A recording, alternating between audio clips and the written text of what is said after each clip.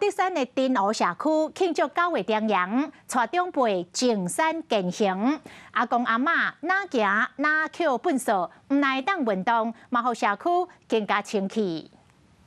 德山镇的丁湖社区，逐年拢会伫重阳节进前邀请社区的士大人，佮有志工用健行的方式来行社区顺刷捡粪扫。美化自己的一个家人之外，最重要是带着老人家出去走一走啊，他速度不会很快，但是把社区整理得很好。阿公阿嬷拢真认真咧维护社区的环境，为地方尽一份心力。借这个机会啊，大家这士大啊，甲兄弟姊妹安尼散步啊。 做一个安尼种山的活动，这个环境嘛安尼较整齐，真好，身体健康，安尼大家聚一聚吼，心情比较好。透过这个活动，除了会当庆祝重阳节，嘛会当增加社区成员之间的感情。